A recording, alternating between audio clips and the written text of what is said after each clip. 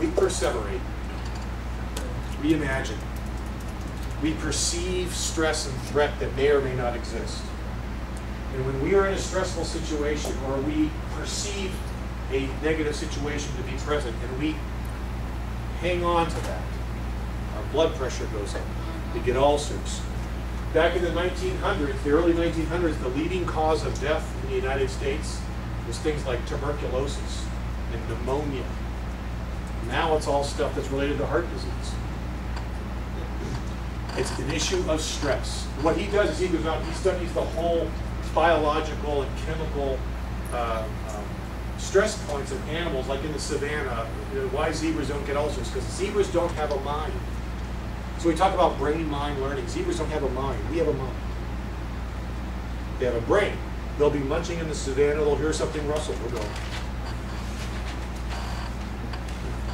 They won't sit there and go, oh my gosh, oh my gosh, oh my gosh, oh my gosh, there's something, I heard something in the bushes. Did you hear there's something over the bushes? Did you hear something? I didn't hear anything. Did you hear anything? Oh my gosh, oh my gosh, oh my gosh. Blood pressure goes up.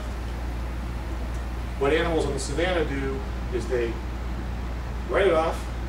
If they are threatened and the cougar comes out or whatever comes out after them, they take all that energy, put it into their legs, boom, they shoot across to escape the danger. We perseverate.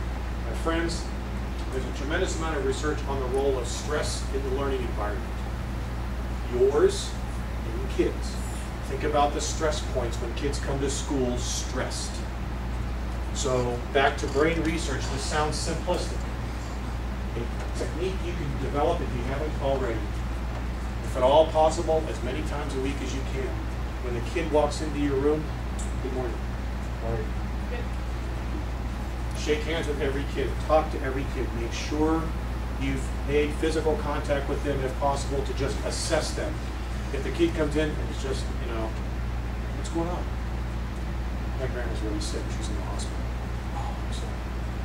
What if we have lunch together? Can I join you for lunch today? I'd like to hear more about your grandma. I did. You maybe can't take care of it right then, but you've acknowledged it. That kid's stress level's going to go down. Here's what happens in the brain. When you're stressed, all the regions of the brain that deal with learning and processing are closed. Valves are shut down. And you're into fight or flight. Protect, run.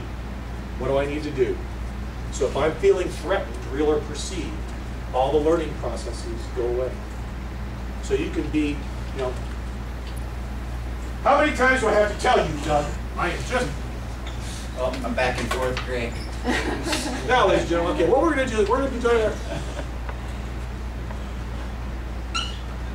Yeah. Okay, now back on page 46.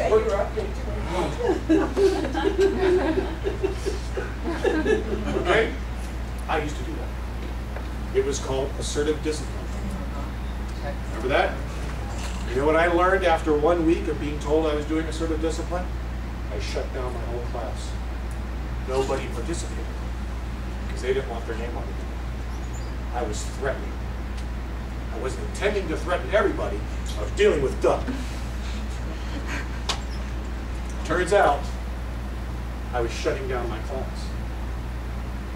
What I did after that, I wasn't very with me. I started carrying Post-it notes with me. So I'd walk over and I'd go, "What's your food?" Okay, now here's what we're going to do. Now you know that I just dealt with Doug.